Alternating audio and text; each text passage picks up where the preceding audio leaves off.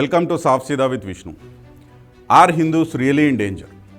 These days, the Sangh Parivar, the BJP, its WhatsApp university and its propaganda machinery have been circulating a lot of misinformed videos and messages on social media with a key fascist agenda to create an imaginary fear among Hindus that India will soon become a Muslim-dominated nation. Let's not fall for that propaganda and instead look at the basics. The total fertility rate or the TFR of a country or a state is the average number of children per adult woman. As per the international standards, when the TFR reaches 2.1, it is called the replacement level. If the TFR is higher than 2.1, the population would eventually be growing, and if the TFR is less than 2.1, the population would eventually be shrinking. In fact, most of the developed countries across the world, such as the US, France, Germany and Japan, with TFR less than 2.1, have already started to shrink. As per the World Bank statistics, India's fertility rate is currently at 2.05, but it has been declining rapidly since the last few decades, from 5.91 in 1960 to 2.05 in 2020. The increase or decrease does not happen overnight, but it will take a few decades to reflect in the population growth. As per the new estimates, India's population could peak in the year 2048, reaching to 160 crores and then start to decline. As per the central government's NFHS data, the southern states have already gone below the TFR of 2.1. But the states like UP and Bihar have a TFR above 2.1. It's just a matter of time before these states catch up to show a decline in population. It is a general trend across all nations and states in the world that as societies and communities tend to prosper, their women get educated and empowered, and the population growth shall start declining and soon start shrinking. And this trend is applicable to all societies, including Muslims. Though Bangladesh is predominantly Muslim, it has already reached a TFR of 2.0, which is less than that of India's.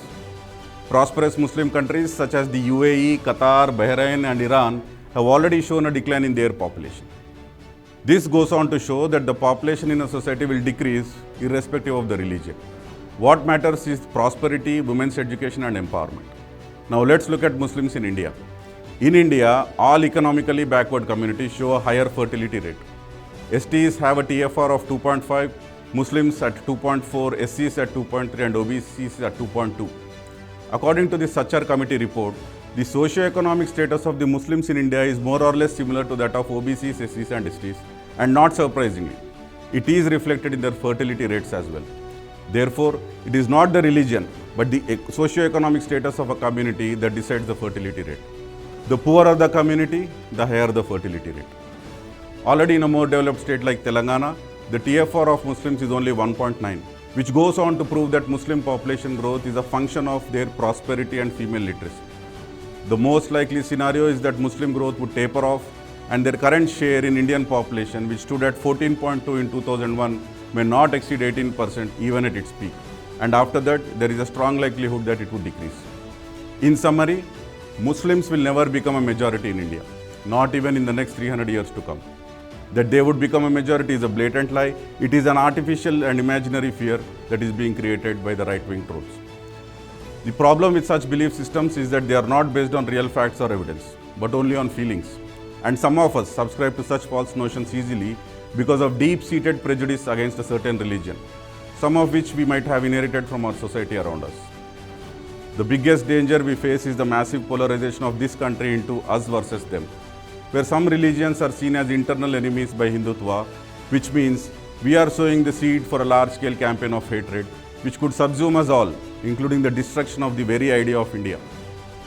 What India should be focusing on is to improve the socio-economic conditions of Muslims as recommended in the Sachar Committee report and ensure improvement of female literacy rate among the Muslim women. This will ensure that the growth rate of Muslims will be close to Indian average, seeking a shrinkage in their population very soon. Thank you. Jai Telangana, Jai Hind.